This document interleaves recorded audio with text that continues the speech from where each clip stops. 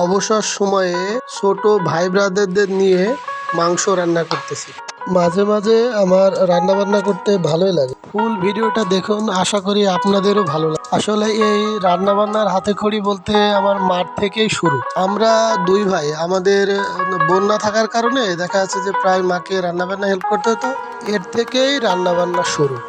আজকে আপনাদেরকে রান্নার একটি অভিজ্ঞতা শেয়ার করব। তা অবশ্য ঢাকাবাসীর জন্য হরহামেশাই ঘটে থাকে। হঠাৎ করে গ্যাস চলে গিয়েছে, রান্না করতে গিয়ে প্রায় 3 ঘন্টা সময় লেগে যায়। আজকে রান্না করতে এত সময় লেগে যাওয়ায় খুব অস্বস্তি লাগছিল। যেহেতু আজকে শুক্রবার ছিল, নামাজ পড়তে যাব তাড়াও ছিল, তবে টাইম মতো শেষ করায় নামাজ পড়তে পেরেছি। তাই মনে করি রান্না করার একটি ভিডিও ছাড়া, কিন্তু সময় সুযোগ হয়ে ওঠে না। আজ পাবলিক হলিডে এবং বৃষ্টি স্নাত দিন হওয়ায় রান্না করতে ইচ্ছে হচ্ছিল। যেই ভাবা সেই কাজ। ছোট ভাইদের সঙ্গে নিয়ে বাজার থেকে গরু মাংস কিনে নিয়ে রান্নাবান্না শুরু করে দিলাম।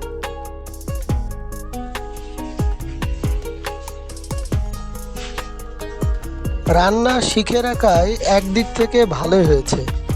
ব্যাচেলারদের রান্না তো খালাই করে থাকে, কিন্তু বৃষ্টি হলেই খালা কেন যেন এদিকে আসতে চায় না। আমার এই কথাটা হয়তো সকল ব্যাচেলার ভাইদের ক্ষেত্রে প্রযোজ্য।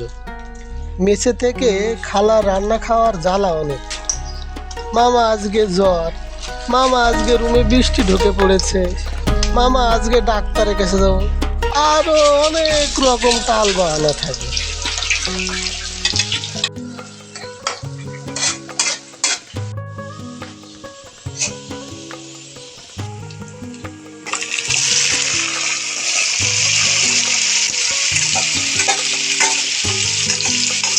রান্না শেষে নামাজ পড়ে এসে খাওয়া দাওয়ার আয়োজন করলাম।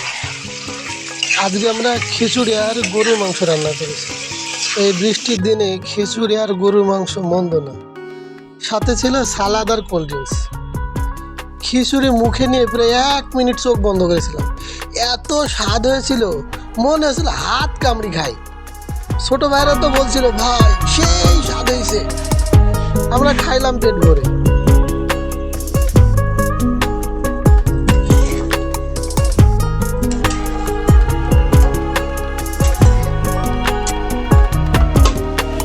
আবার আপনাদের সাথে পরবর্তী কোনো ভিডিওতে মেলা কথা হবে।